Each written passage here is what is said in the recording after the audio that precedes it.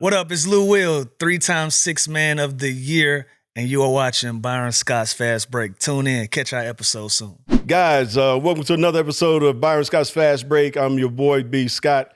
Today, we don't have my boy, my host, Kid J. He's on vacation, chilling, so I'm going to do this all by myself, and I got a special guest, somebody who I admire big time. Had the privilege of coaching this guy for 2 years, but before I even mention who he is, I want to give a shout out to two guys that I love to death back in the day. Tracy McGrady, who watches the show, who came at me one day because he was like, no, you got that wrong. So I said, Tracy, I might have, but I'm old. So, I can do that shit every now and then, all right? So we kind of went back and forth, and it was all good. We got a lot of love for each other. Tracy McGrady, Hall of Famer, unbelievable basketball player, great brother. And the other brother I just ran into in Vegas over Thanksgiving, Grant Hill. Love Grant Hill, one of the best small forwards ever played this game. If it wasn't for injuries, man, ain't no telling what his career would have been like. But shout out to both of those brothers, because both of those brothers said they watched the podcast and they love it, and I wanted to just give them some love for that. The brother that I'm going to mention today, man, 17 years in the NBA, came straight out of high school. Man, straight out of high school. I remember that too. And it was supposed to be a lottery pick, but fell to the second round, and I want to know why, because when he got in the league, 7 years in Philadelphia, played with AI, and made some noise, 3-time Sixth Man of the Year. Like I said, I had the pleasure of coaching Mr. Lou Williams over here for 2 of those years in Los Angeles. Give it up for my man, Lou Williams. What's happening, Coach? Yes, sir. What's happening? Lou, it's so good to see you, brother. Likewise. Yeah, man. Like I said, we had 2 years together in L.A. We had some fun. And we had some fun. Yeah, I know it was a lot. At times, Lou thought I was crazy as hell. But I was just being that coach and trying to do the right things. But I tell you what, the one thing that I did show Lou was the respect that he deserved, because he was one of our vets. And I thought that, hey, I can go to him and tell him certain things. And we had a pretty good relationship while we were there.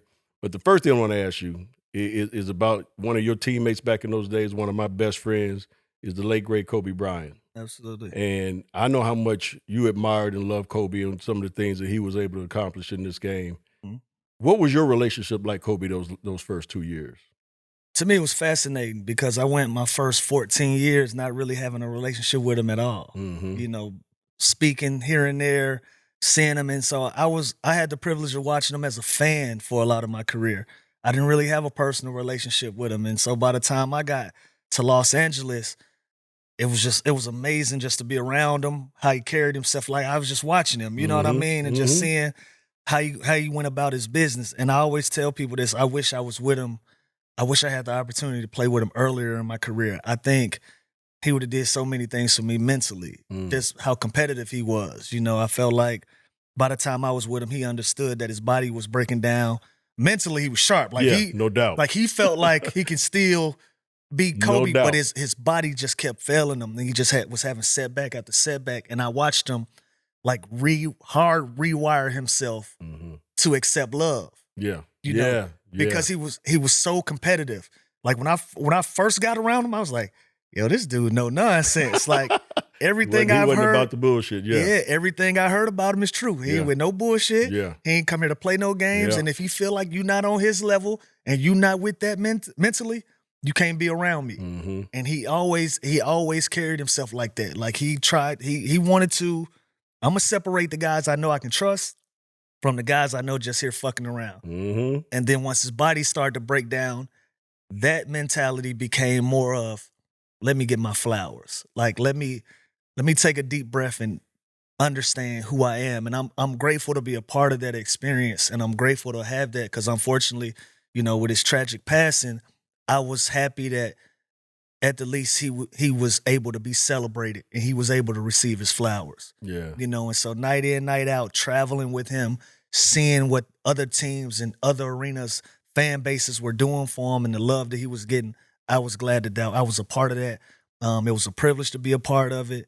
And man, like I said, I just wish I was with him earlier. I wish I could have been a part of when it was really on. Yeah. You know what I'm saying? Because I know what that could have did for me, because I'm one of them type of guys. Right. But I've always been kind of in the background of teams. Like, I've never been thrust into the forefront of leading the organization. You always knew what you was going to get out of Lou Will. Yeah. But I was always with somebody. Yeah. And so if I was with him, I felt like he could have did wonders to my career, and I would have been able to help him a little bit as well, man. So I agree 110% with that, Lou. I mean, I had the pleasure of being with Kobe at 17 years old.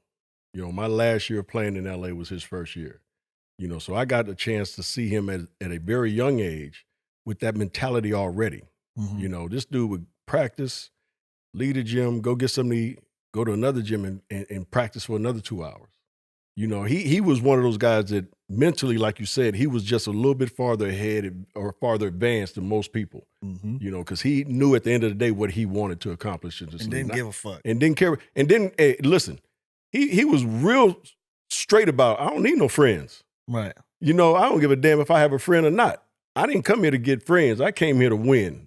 You know, and he told me sitting down one day, and I asked myself, what do you want to get out of this? You know, he said, I want to be one of the best. No, I want to be one of the greatest of all time. And I looked at him, and I saw the dude, the way he practiced every day. I said, yeah, you will be. You know, because I could see it in his mentality. I could see it in his face that he didn't care about nothing else besides ball. And that separated him, I think, from so many other people. Right. Now, you came in, drafted by Philadelphia in the second round. Mhm. So what happened in your workouts that got you from a lottery pick Wasn't ready. to where you dropped that second round? Did Wasn't you ready. Just naive. I felt like I didn't put myself in the best position that I could have, preparing for that process. You know, just being naive. I'm the Naismith Player of the Year. So to me, I'm the best high school player. Then there's the best college player, and then it's the pros. Right. So right. I'm at least in the conversation you're right there. of the guys. I didn't understand as a 17-year-old kid the amount of work that needed to be put in to put myself in a position to remain a lottery pick at that time. You know, I tell you this, I'm originally from Memphis, Tennessee. I moved to Atlanta when I was 9. Okay. My first workout was Memphis.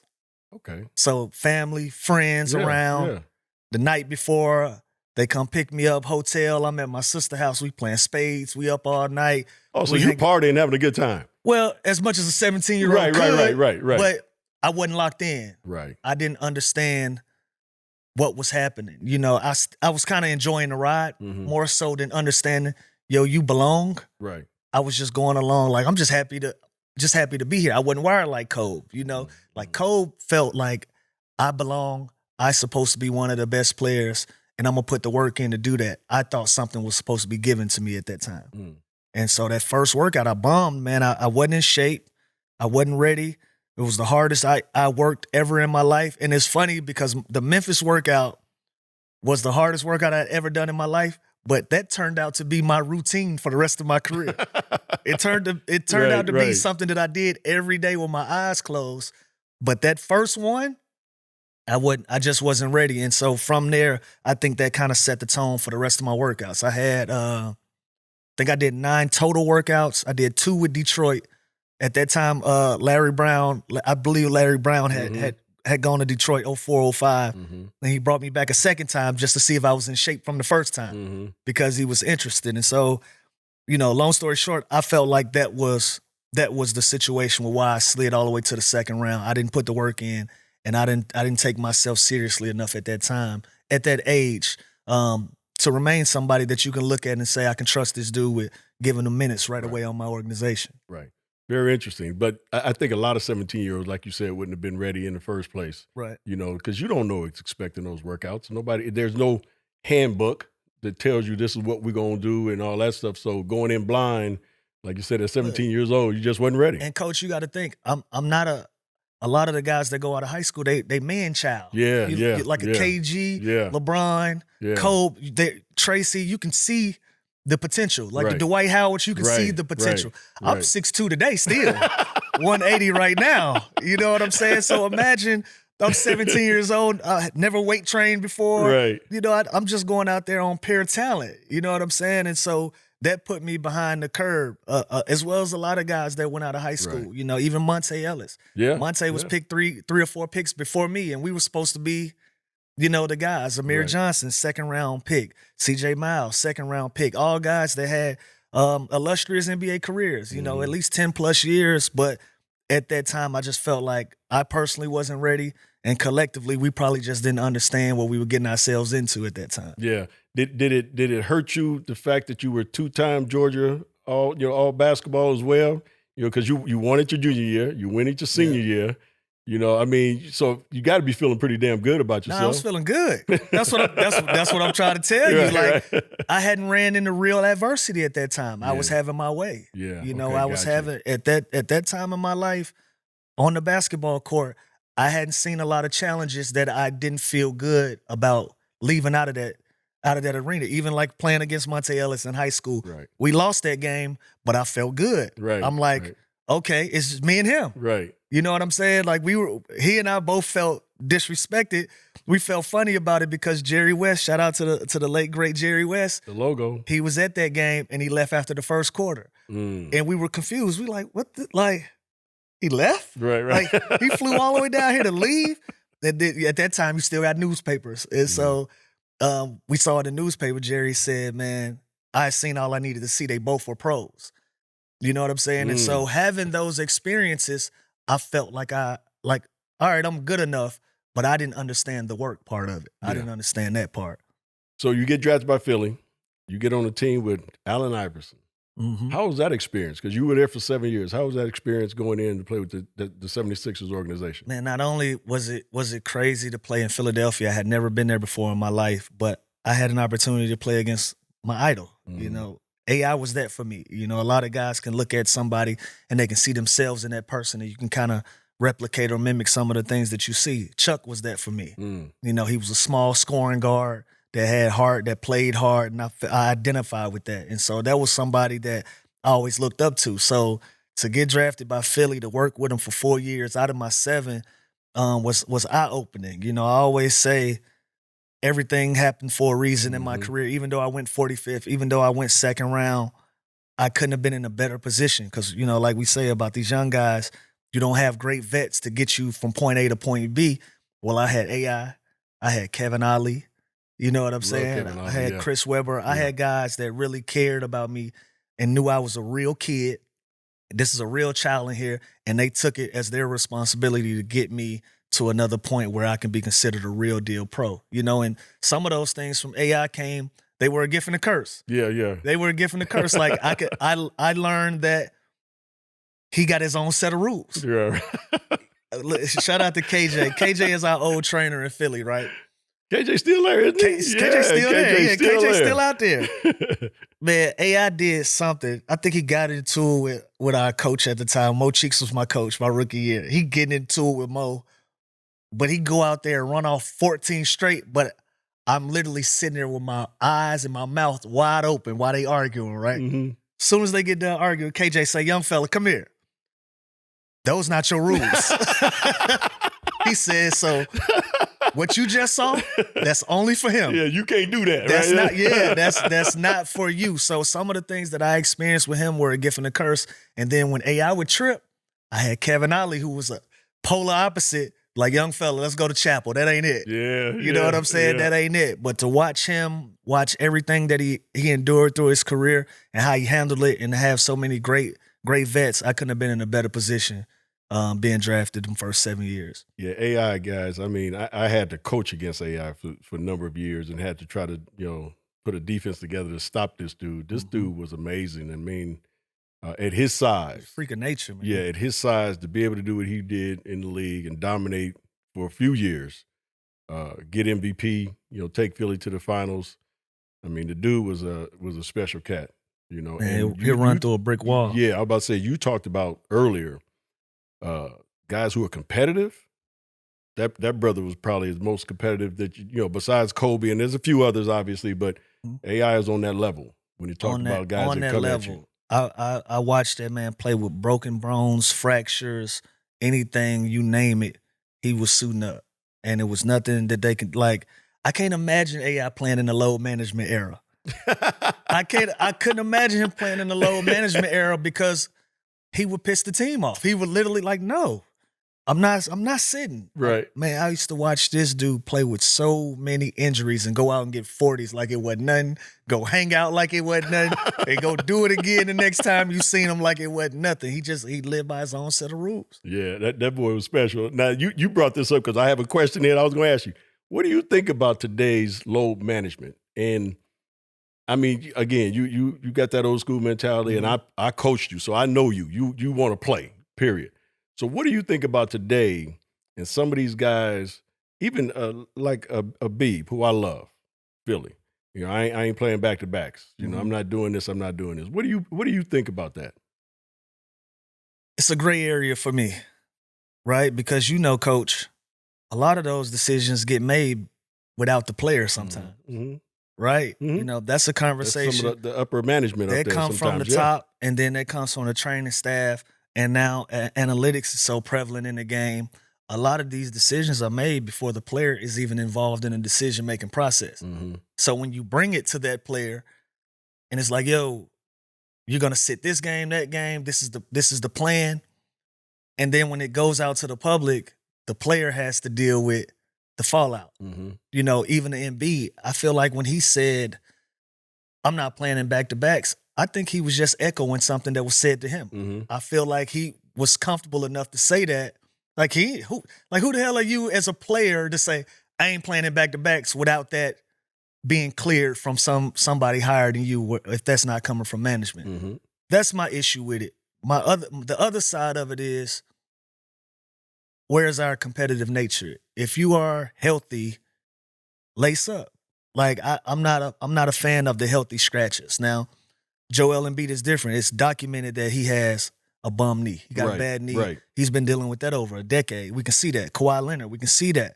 We can see those guys dealing with injuries. But the healthy scratches, I'm not with it. If you can play, if you can lace up, get these people what they came to see. I always remember something about Michael Jordan, and this was before I was even in the NBA, and I carried this with me, is he said, every time that I played, I always thought about the one kid that could only afford to come see me one time, and that his parents spent money to come see Michael Jordan play. Now, I wasn't Michael Jordan, but I always felt like if there's one person in this arena that came to see me, I want them to have that opportunity to see Lou Will. Yeah. And I've always carried that with me, and that came from Michael Jordan and just old school mentality. Man. Yeah.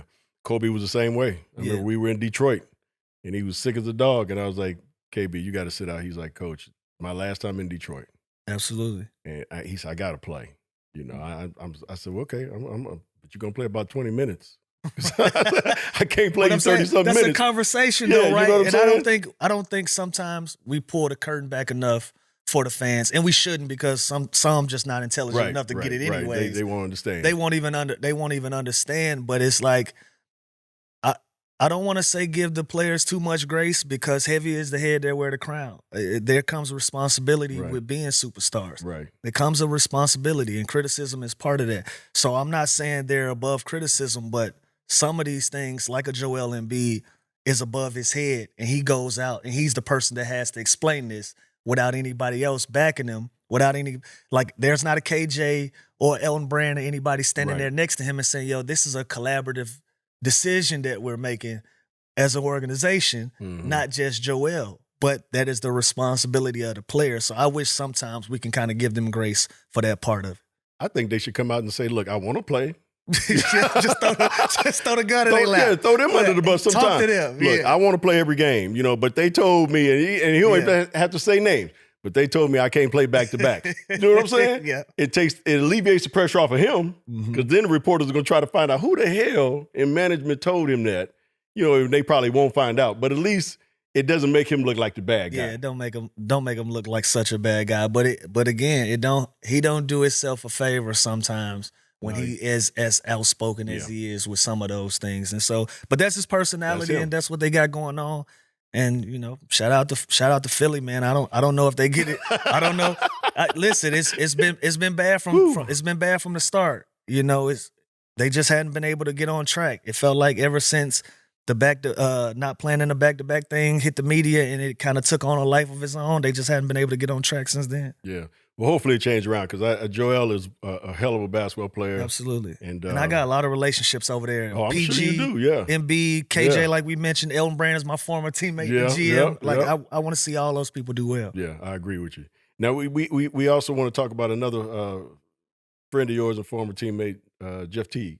Oh, yeah, JT. JT is doing well. He's doing a whole lot of stuff. Now, did you see this? I mean, did he have that personality when you played with him?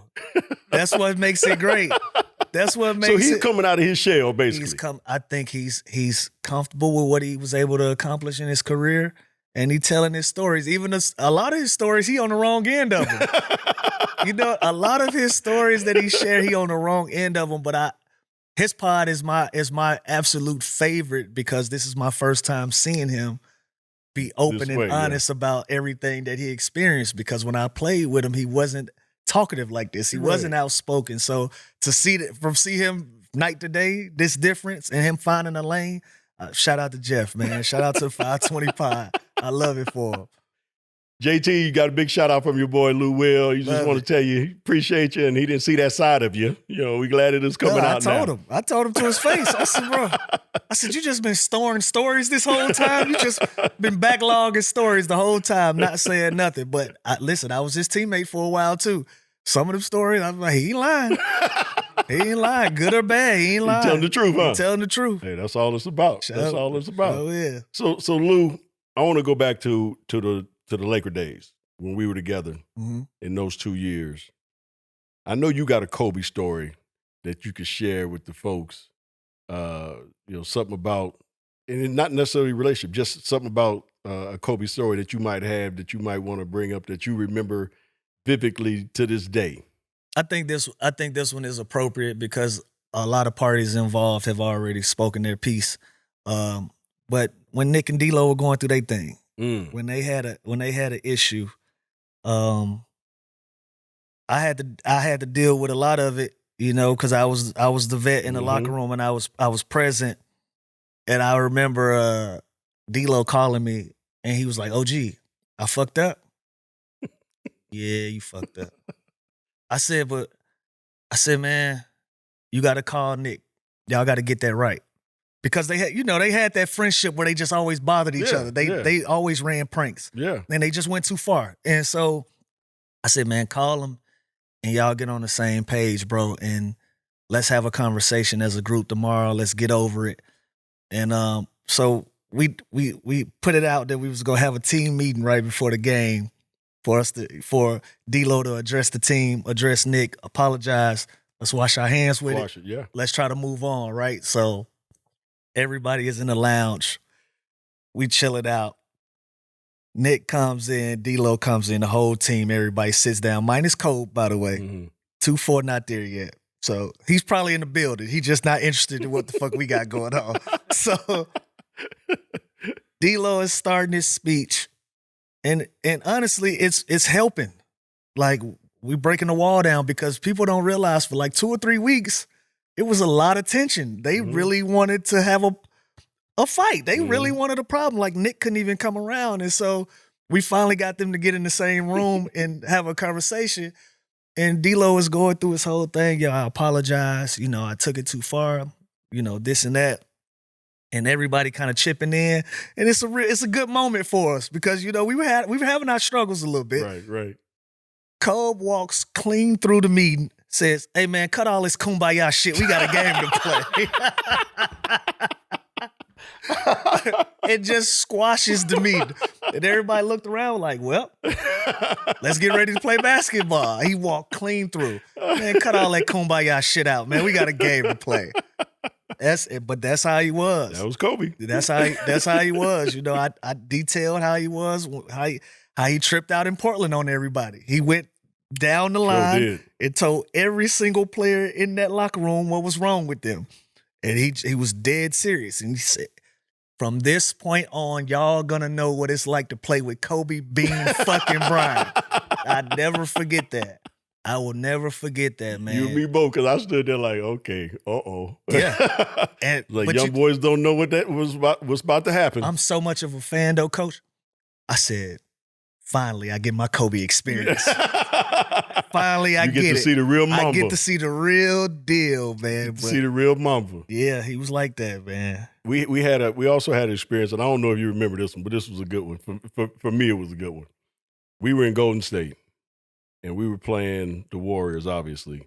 And at halftime, I think we were down 6 points. Steph had about 10. Oh, yeah. And our coach, our defensive coach, he runs our play, our defensive tape.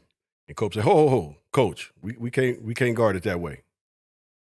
And the defense coach looks over at me, and I'm like, "You the defensive coach?" You know, coach said, "Run it back." He runs it back. Now we can't guard that way. He gonna kill us if we guard that way. Coach looks at me again, and I'm sitting there like, dog. So I knew right then. I said, okay, he intimidated. No, I'm gonna add to your story. Okay, he intimidated. Cole comes in at halftime, and he's excited. He's like, "I got it. I finally got it. I know how to guard him. I fucking figured it out." So we all looking at him like. So this is halftime before the coaches come in. All right, just before we even come in. So I don't even know this. Yeah, I'm adding to your story. Because I didn't know this. So he okay, comes in, and he's like, "I finally fucking figured it out." He said he can shoot with people on the side of him. He can shoot with people in front of him. He doesn't like anybody behind him. He don't like that. I'm going to guard him second half.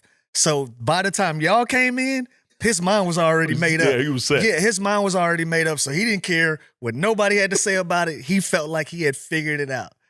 That's the backstory. Yeah, and I popped the bubble. I popped the bubble basically because so when he said, no, we can't play it the way, I said, all right, run it back. I said, Cole, first of all, we down 6 points. He got 10 points. I said, now if he starts knocking down shots the second half, I'll change the offense. I'll change the defense. But when we go back out, this is how we're going to guard it. Still, he kill us. And you could see his face. He was like, okay. I'm telling you. He was like, okay. But it's crazy because I was looking around the room. No, I didn't know that. I didn't, Lou, first time I ever heard that. Right? So I'm looking around the room when he was addressing Coach, and I could see you guys looking at Coach and then kind of looking at Kobe. We wanted to see how it was going to play out. Right. And so when I jumped in and I was like, hold on, okay, run it back. Because I already saw that Coach wasn't going to say shit. So I said, all right, I got to take over, right? So I said, all right, this is going to be a moment. They, the players go, and y'all did that. You looked at me, you looked at Cole. You looked at me, you looked at Cole, right? And I'm thinking to myself, I done known him since he was 17. Right. First of all, I ain't no bitch. Right. I ain't punking out. And plus, y'all got a different relationship. We got a different relationship, right? So when I said, we're going to play it this way until he kills us. If he kills, I'll change it. But right now, this is how we're going to go out. So now to hear the back end of that story. That's the back end of that story. I had no idea. Yeah. That's why y'all was like, okay, let's see how this shit go. You know? He felt like he had cracked the case already. And he had his mind made up. So y'all came in there disturbing his peace. Y'all came in there bothering him. I came and just destroyed the whole thing. Yeah, because he was like, I finally fucking figured it out. Like, but again, how competitive he was. He took that personal. Oh, yeah. That was personal to him. Like, none of us in there was thinking that on that level. Nobody was thinking of, we trying to figure out, hey, let's minimize. Kobe like, no, we gonna stop it. Yeah, I'm like, look, we just got him. He got 10 points. We done good this first half. Mm-hmm. We down 6 guys. We right there. And Kobe's already, like you said, he thinking about killing him. Mm-hmm. And I'm thinking about, look, he ain't killed us yet, so we good, right? So I never heard that. Yeah, that's what happened. That's why. Wow. That's why that was going on. That's why that was going on. But he would do that. Oh, that's him. Yeah, he would come in and he made adjustments before y'all came in. And a lot of times y'all were on the same page. Yeah. He just said it before y'all came in. A lot of times he just, no, we ain't doing that no more. We gonna do it this way, and that's just how we gonna roll and we live with it. All right, say less. Like who, in that locker room, who was gonna challenge him? Right, nobody. We didn't have anybody. Meta was the only guy that could challenge him. Right, because they won a championship together. Right. We can't challenge him. You know what I'm saying? We like, shit, we going whatever you say. We want a ring too. Which is crazy. Then we come in and I was, all right, we're going to change this. And it was like, wait a minute, he already said that to you guys? Already. Yeah, we were on a different page because, again, we've known each other for 20 years. I knew his mentality. I knew how Cole think, and I know how he wanted to just destroy people. He didn't want to win the game. He wanted to destroy you. He wanted to destroy people. He had a different mentality than we've seen. Even back in the day when I played with Magic, Kareem, those guys wanted to beat you. They didn't want to destroy you. I mean, you know what I'm saying? They just want to beat your ass. They didn't want to. They didn't have that Mamba mentality like Cole. You know what I mean? Which is crazy to say because I played with 3 of the baddest dudes ever at their position. When I'm talking about Magic Johnson, Kareem, and James Worthy, baddest dudes that I've ever played with. At their position and what they were able to accomplish, but the mentality that Kobe brought was just mind-boggling. I've never seen that before. It was just different. Absolutely. Now, we're going to get off the basketball for a minute because I know also that you rap. Okay. You do a little rapping here and there. Mm-hmm. You know, so are you working? Because I know are you good friends with Drake? Because I know you on one of the songs. Cool. Yeah. Yeah, I think we cool. I don't know. I mean, are you and Kendrick cool too? I got no problems. I'm just trying to figure out what's going on with this. Listen, I'm afforded the luxury of being a fan of all dope things, whether it comes from Drake, Kendrick, or XYZ. I'm just a fan. I'm not personally vested in any side of it. I'm just enjoying it as a fan. Yeah. But are you doing the music side? Are you? Yeah. So you gonna put out something? Got a label called Winners United. Okay. Talented artist that signed to us, Akeem Ali, doing his thing. Mm-hmm. We've put so much energy and effort behind him, getting him off the ground. We hadn't signed other artists. He's our North Star. He's gonna be the guy that pushes us over the edge, and he does his thing. Has a moniker called Kimi Casanova that's also popular as well. And so I just got into music. That was my first passion before basketball. Oh, okay. Yeah, music was my first passion before basketball. And, every hooper want to rap, every rapper want to hoop. Yep. They go hand in hand, and so that's just been my background, been something that I've loved, I've invested in. I haven't recorded personally in about 2 years. Mm-hmm. I got about maybe 120 songs in the vault. And I felt like I just said everything I wanted to say. Right. And so I hadn't found that drive to get back behind the microphone. I don't have anything worth talking about right now. I could go and record and bullshit people and say a bunch of stuff, but I like to have something to really say and invest my energy and my time in it when I record as an artist. Who I am as a CEO, I'm still learning. I didn't have the opportunity to really dive into the music business like I wanted to. I was investing in my own career, being a hooper, but that's something that I spend time with. But I got my label. I'm still involved in the music. That's cool. Mm-hmm. So as a CEO, who are somebody that you look up to that could be like a mentor to you? Because I know this is something when you dive into it, absolutely. I know you're gonna be into it. Yeah, see, I can stay at home with that. Jermaine Dupri is one of my mentors. Yeah, that's somebody I've developed a relationship with when I was 15, 16 years old. Met him on the Humbug, and he took me in as his little brother. Me and Bow Wow running around his studio because me and Bow, we were the same age. And, right. JD became like a big brother figure to me, a mentor. That's somebody that I looked at that's had success in the music business, over a span of damn near 30, 40 years now. Yeah. From Ushers to the Bow Wows to the Mariah Careys, so on and so forth. That's somebody that I've been able to pave a way for me to look at, be a positive role model. Atlanta, QCP, shout out to P, shout out to Coach K. That they got their label, Quality Control, got the Migos, Lil Baby. Mm-hmm.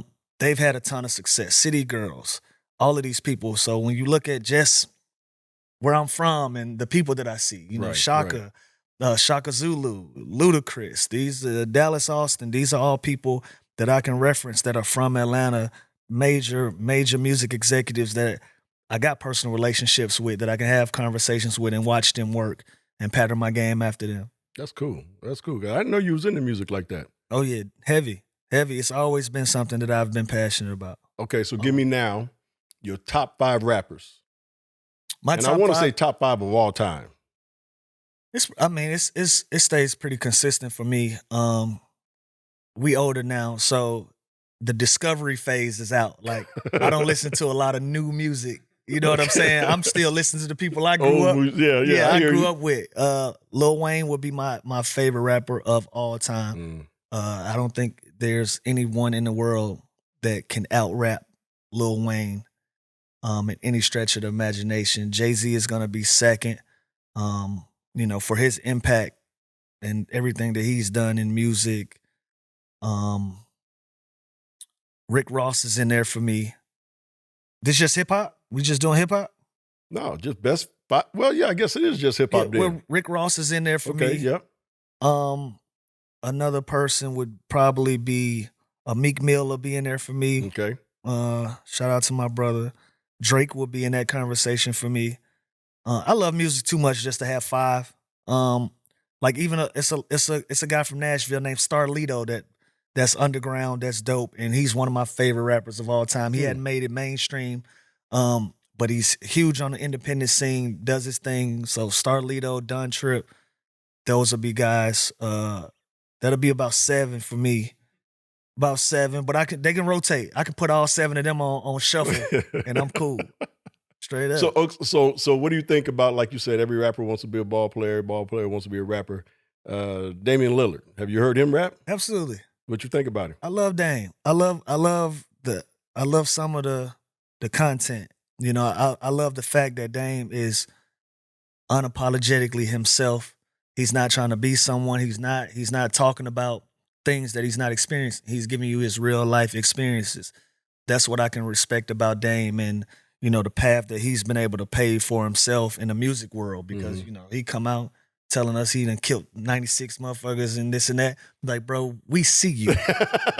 We see we know you're lying, right? We know you lying. And he hadn't done that. And so him being himself, being a hooper, talking about basketball in his music, talking about his family, his upbringing and all those things, and to get those fans to respect him for it and him not put any bullshit on top of it, I got nothing but respect for Dame in that. Because a lot of times fans like, bro, we don't want to hear you rap. We want to see you shoot that basketball. Right. And so for him to convince them to actually respect the fact that he does something outside of the arena and they still listen to it, I 100% give my respect. Yeah, I got love for Dame as well on both ends, the rapping and the ball player. Yeah, he do both well. Yeah, and he's just a cool dude. He do Just both really well. good Shaq dude. is the all-time great though. Diesel a monster, man. Diesel is the all-time great, and that's because he went double platinum. Like, if you're a hooper and you're able to put a plaque on the wall, right, that's the holy grail. Right. That's a NBA championship.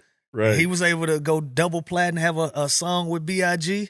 So, you know, Shaq is the athletes, rappers, Jay-Z. He's the top guy until somebody outdo him. Yeah, you know what? I forgot about Diesel's days as rapping and everything. Yeah. Rapping, movies, everything that he was doing back in those days, man. Entrepreneurship. DJing, Shaq is entrepreneurship wise, he got 130 different companies. The dude is. Let me get one, Shaq. Yeah. Just let me, give a couple out throw to me your a boys. Papa John's or something. Yeah, you know? right. Papa John's or he got something. everything.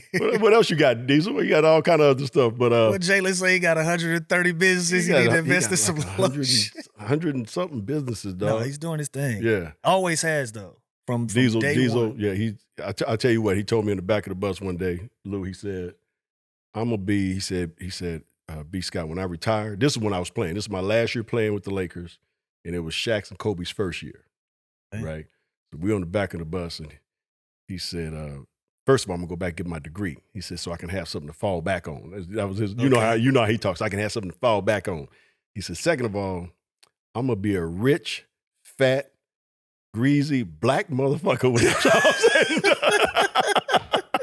Oh, his words exactly. And I was dying. I was like, Diesel, something wrong with you, man. But he wasn't lying. Like you said, movies, albums, you name it, basketball. He got the trifecta when it comes to coming to an athlete. And has been successful in everything. At all of them. In everything. Yeah, it ain't like he just trying it out. No. He's been successful. And he gets booked for every single thing. In everything. I want to ask you, I want to go back to basketball a little bit because this is the NBA. And you're freshly removed from the game. You just kind of retired a couple of years ago. What do you think about today's game now? As you sit back and you kind of analyze it as a former player and a fan. Oh man! Let me throw this at you too, because the ratings for the NBA is down. Yeah, I would say let's get back to where our best players are being creative again. I think we've allowed science and analytics to have too much of a say in how we play this game. What makes basketball a beautiful game is on a given night, you can watch an Anthony Edwards and a James Harden compete against each other, and you watch two different styles of play clash, and they're being creative. They're doing things that you've never seen before. They're recreating the game, and then when you put analytics into it, that puts them as the same guy. If they're both going to shoot 10 threes a night, 10 to 15 threes a night, where is that creativity? When does that shine? So I would beg for some of our I'm gonna start with management, because a lot of teams, they hedge a lot of their bets on the analytics. Let's allow our players to be creative again. Analytics is great for a reference point, but for it to be your playbook, for it to be your blueprint, how you're going to go about things. Like, our greatest players in the game are mid-range assassins. We've taken the mid-range out of the game based on numbers. Right. And so where are those guys? Like, where does a DeMar DeRozan fit in this conversation? You know what I'm saying? Where do those style of players fit in today's game? Like, so you telling me these teams shooting 40 and 53s a night, DeMar DeRozan don't have value? Like, I watched him hit 5 straight mid-range jumpers to win a game 3 weeks ago. And it was like, where is that? Like, you're not seeing it. Right. Then you got the foul game. If you're up 3, 5. I'm going to ask you that question because I absolutely hate that shit with a passion. What, foul when you're up 3? How you feel about that? I never did that. Why would you foul this? But this is an analytical thing. Yeah. Why would you ever foul when you're up 3 points to put pressure on yourself to make free throws at the end of the game when you've done enough to have a 3-point lead? No. What is the science behind putting pressure on myself to make free throws to win a game that I'm already winning? You know what I'm saying? If I'm up 3 points, I'm going to donate you 2. No. So you can foul me back, and now... Right. Then I got to make 2, yeah. Now my hand's shaking just to get it back to 3. To the 3 that I had. Yeah. I never believed in that, Lou. I never wanted to foul a guy with 6, 7 seconds left on the shot clock or 6, 7 seconds on the game, and we up 3. Just to put him at the free throw line. I was like, man, play. Guard him. Don't allow him to shoot an uncontested 3. Make sure you challenge number 1. Number 2, make sure you don't foul him. Right. But then everybody rebound. Absolutely. I mean, I agree with you as far as, and that's what my mentality was anyway. If he makes it, okay, it's a tie game. But if we foul him, he hits the 2 free throws, and we go down and miss 2, point in case. I'm doing the Laker game against Orlando, right? We go 3 for 9 on the free throw line. They hit a 3 to win it. That's what I'm saying. And you put all the pressure on yourself to make free throws. And Anthony Davis, who's a really good free throw shooter, he goes 1 for 4. Austin Reeves goes 0 for 2, and LeBron goes 1 for 2. So you put all that pressure, and then they hit us with a game winner at the end of the game. So again, we're lacking creativity because where would a Meta World Peace fit in that? Like, I make a living by stopping people. Right. So you're telling me to just foul them? Right. Like, allow me the opportunity to show you my greatness. Right. This is why I'm coveted as one of the greatest defenders. Like, we don't know. I could ask you right now who's the top 10 defenders in the league. We have no idea. We will be hard pressed to find 4 or 5 clean cut guys that you'd be like, they lock down defenders, because the creativity is lacking in the game where the offensive players are not showing who they really are, because the analytics are running a lot of the game.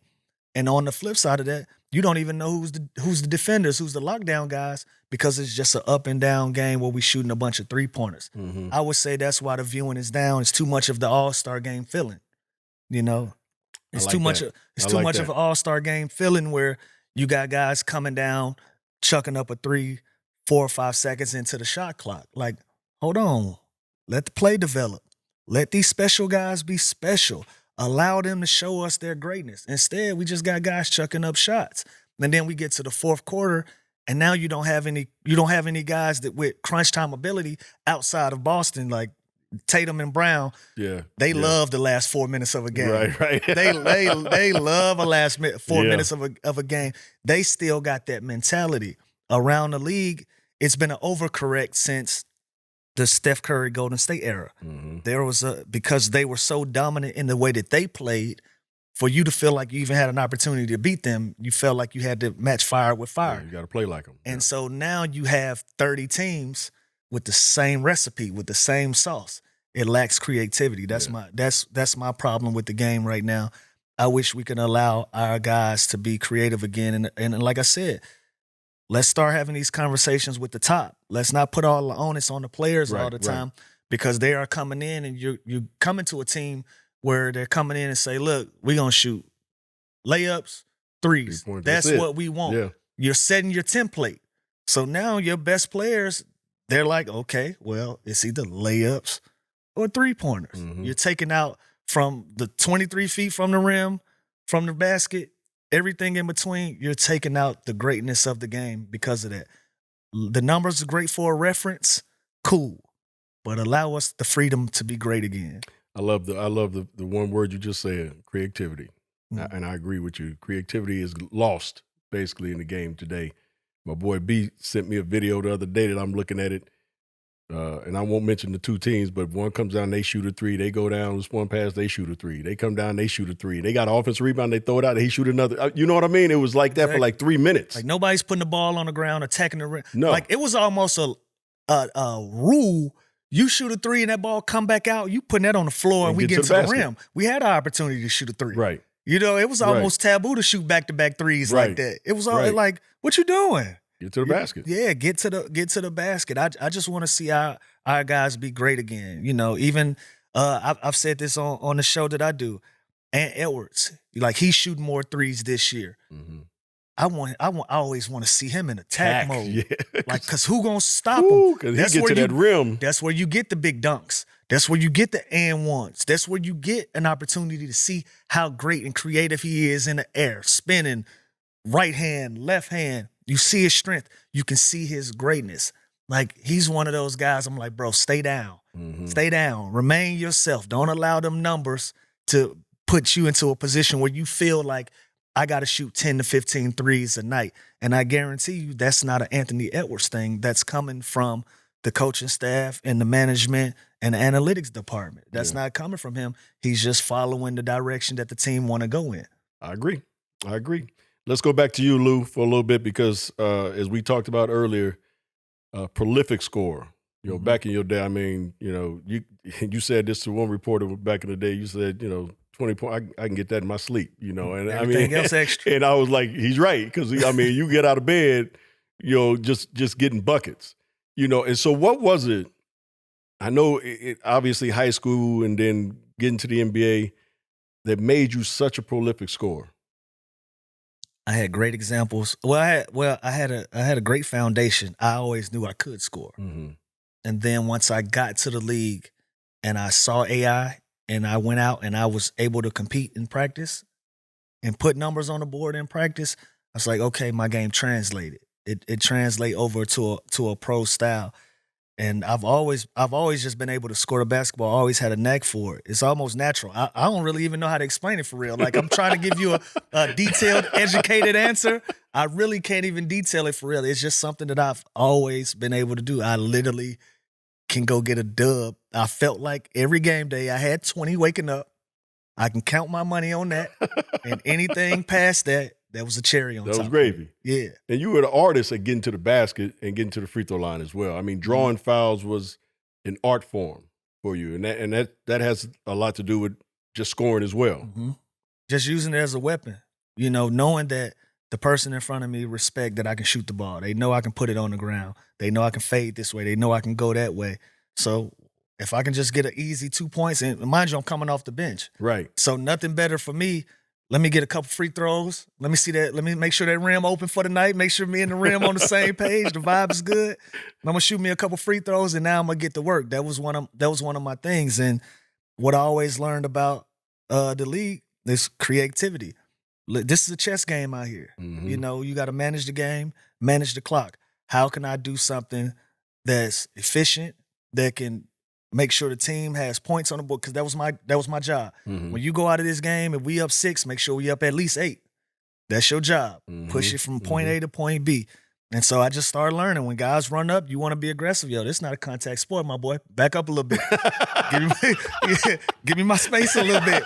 You know what I'm saying? That was something that I put in my game down the line. Before that, I was a force guard. Mm-hmm. Like I would go to the rim and I was fearless.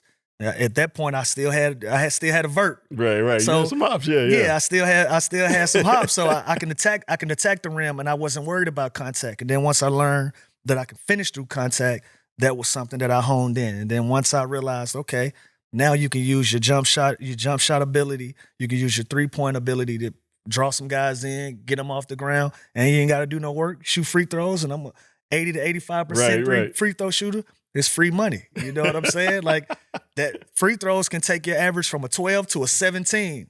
And a 12 to a 17 average is the difference between a lot of cheese. A lot of money, cheese huh? without doing no work. And so I just learned how to play a game within the game. Yeah. So again, you're considered one of the greatest six men of all time.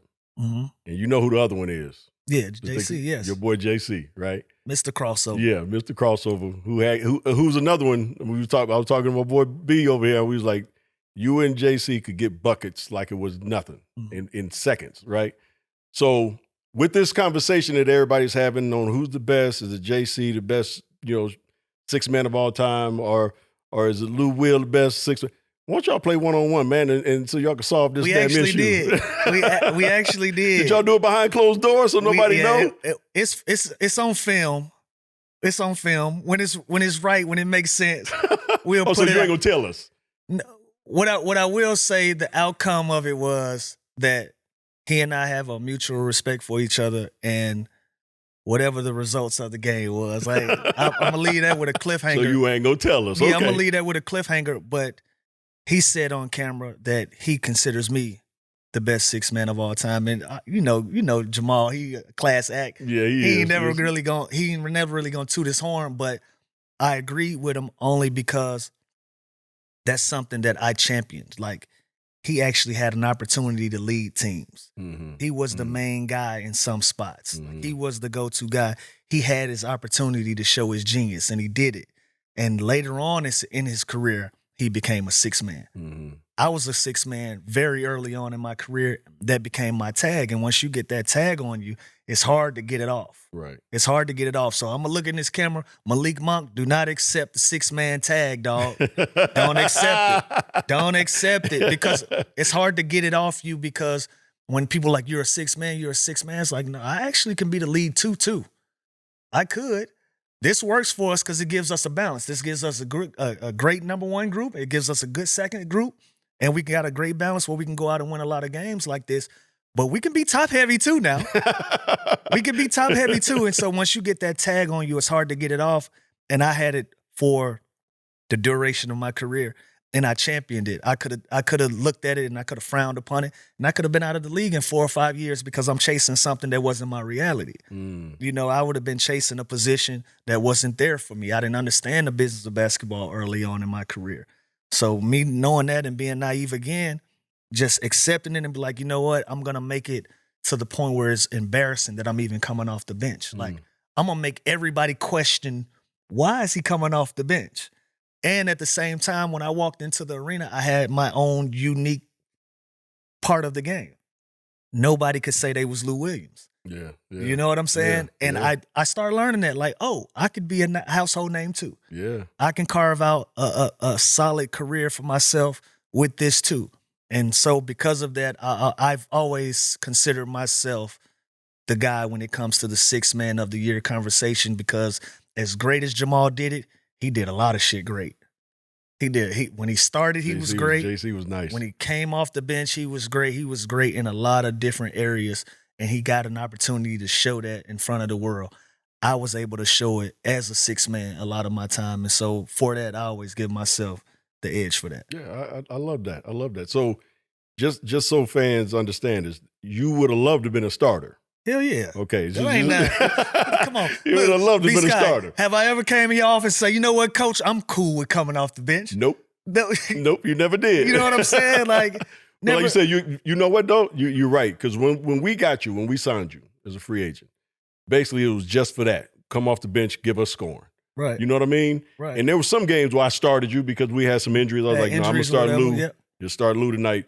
But you're right. Tag-wise, that was your tag. That's the tag. You know, that's what everybody had pretty much given you for your first 10 years in the league. So, and you just said it. Y'all sought me out for bench scoring. Yeah. Y'all wasn't looking for another star. Yeah. Listen, this is the guy to go get for this. Let's do it. So with that tag, I've always had it, and I've always done it well. So yeah. Made a great career out of it, Lou. That's for sure. Almost 12,000 points off the bench. Thank like you. I gotta give myself that nod. No, I ain't mad at you. I ain't mad at you. I want to talk about this real quick. You have another love. You got a daughter that plays ball now. Yes, sir. In AAU, and you got an organization that runs AAU teams and everything. And You asked me earlier about, man, I don't know about this coaching stuff, but I'm telling you, and we talked earlier about the love that you have of watching her, participate on that basketball court. So tell us a little bit about how you got involved in the coaching AAU women or girls right now. Just being around, being an active dad. When I retired, I had a 2-year plan leading into my retirement.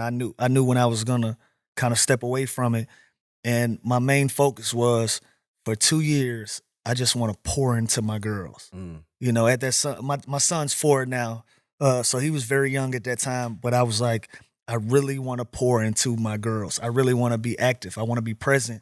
I haven't been able to give them my all. And my oldest daughter, Jada, she messed me up one day. I was leaving for a road trip, and she said, "Dad, can I ask you a question?" I said, "What's up?" And she said, "You don't get tired of leaving us?"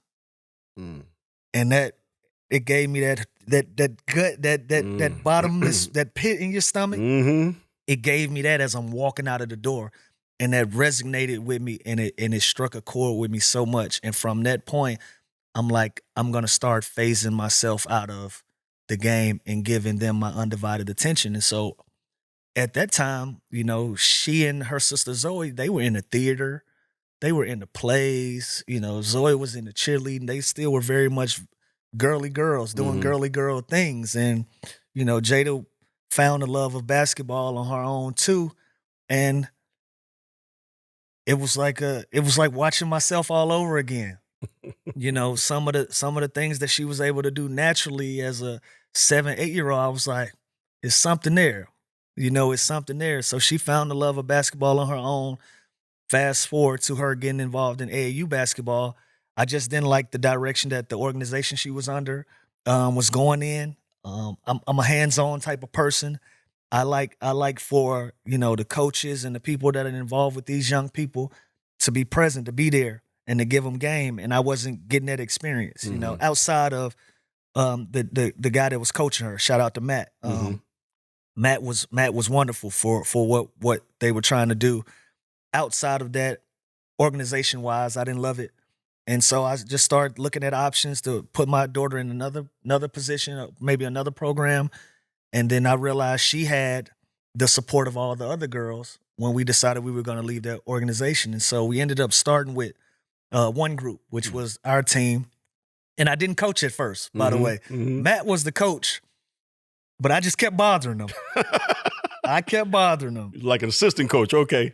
Yeah, so one practice, he was teaching some, and I'm watching, and I was growing my hair out at this time. This is like right after the pandemic and COVID, so I got this big ass afro, and I ain't picked it out or nothing. I just got some nappy ass hair. Now I'm just sitting there, and it's like 2 or 3 other parents in the gym. Everybody else done dropped the kids off, and I'm watching him go through a defensive drill, and I'm like, I can't take it. He teaching it wrong. I'm like, he ain't teaching them the right thing. They were playing, they were cutting through, but they wasn't tagging. They wasn't tagging. So I made eye contact with him. I said, "Can I say something?" He said, "Hell yeah!" Like what? Right. Because at this point they on like their 5th and 6th practice. I ain't said a word. Right. I'm just being dad. Right. So can I say something? He like, what? Like, come on. So I go through the drill. I help them, and they start to drill back up, and the girls, they start chucking a little bit, tagging the right way. Yeah. So I'm a little proud of myself. I'm like, okay. So I back up. I get off the court, and he looks over at me. He said, no. Don't leave now. Right.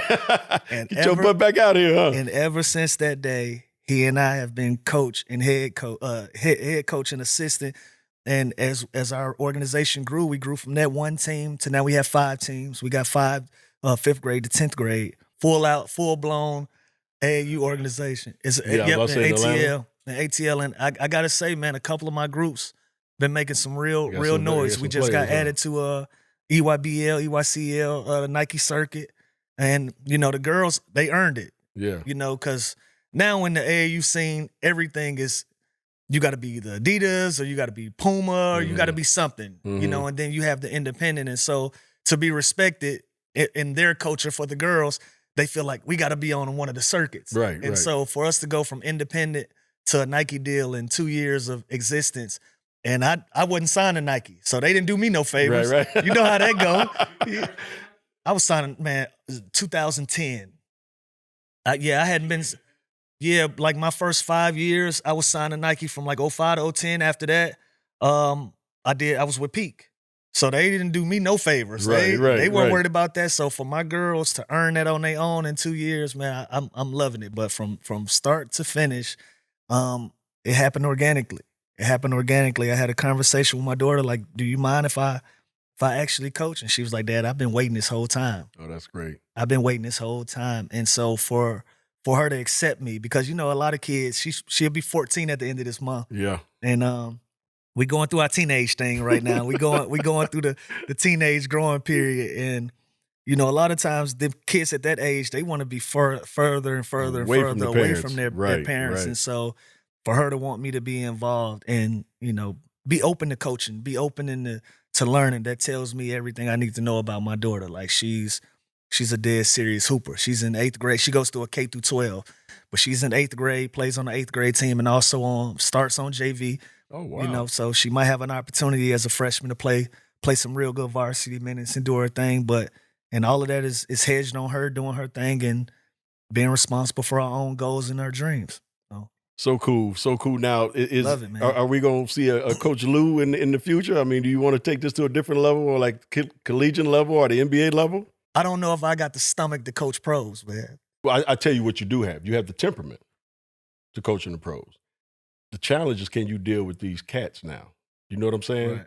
Right. Cats that will respect you because of what you were able to do in the league and how long you played in the league.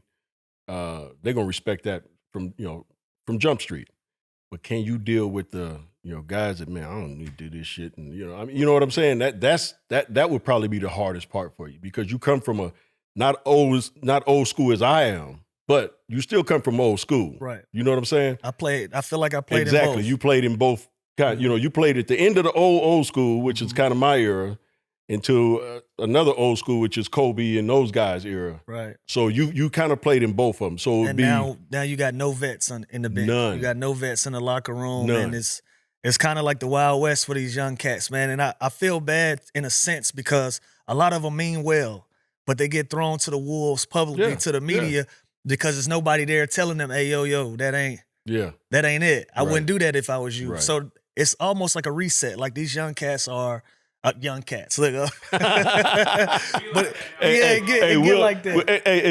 It's like Lou is 50 years old. He only 36. You 36, 37? 38. I just turned 38 last month. He's 38, but in basketball, he's 58. You know what I'm saying? After I retired, I learned how to respect assistant coaches and head coaches a lot more, because I didn't realize how the deck was set for us before we even got there a lot of the days. Mm-hmm. Or when we called them at 5 or 6 in the afternoon and they got to drop everything they're doing to make sure we can get shots up. I didn't understand the film study. I didn't understand the rigors of it, the coaches' meetings before we even practice, all of those things that go into it. As players, we come in, we do our part. And you leave. Y'all set the deck and we leave. I don't know if I'm in a space in my life where I would want to do that right now, because I'm pouring into my organization and my daughters and my sons so much. And also this multimedia thing that we're doing now. Right. This is fun for me. I can talk about basketball in a less stressful way, and I like it on this side. You know what I'm saying? I'm gonna tell you something though. You gonna get the itch. I itch. Yeah, Lou, you gonna get that itch. I'm telling you. I missed the road, man. Yeah. I think I was a road guy. Yeah. I think that made me feel like an artist. I told you my first passion was a musician. So getting on and off them private planes and landing and touching down. And I used to say games were a show. We touch down, do the show, and head to the next city. Like the road was a tour to me. Mm-hmm. I loved it. Mm-hmm. I loved the just everything about it, man. So I get the itch all of the time, but I took 2 years away from the game just to reset my palate of it, and now I'm stepping back into it. So. Yeah. Well, Lou, I want to thank you, brother, for coming on, man. It's been an honor and a pleasure. Coach, I appreciate you, man. It was a pleasure man. coaching you, man. I ain't gonna lie, I had a lot of fun with you. I know you thought I was crazy at times, but no, you held a hard bargain. You held a hard bargain. You know what I appreciate about you? Your communication, though. Well, thank you. Your communication, because some of them hard days, I'm like, B, what we doing? And you're like, look, bro, this is all I know.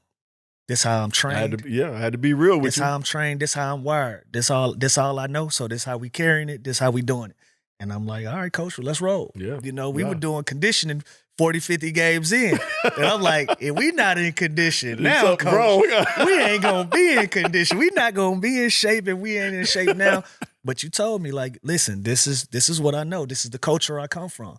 That's all I know is hard work, dog.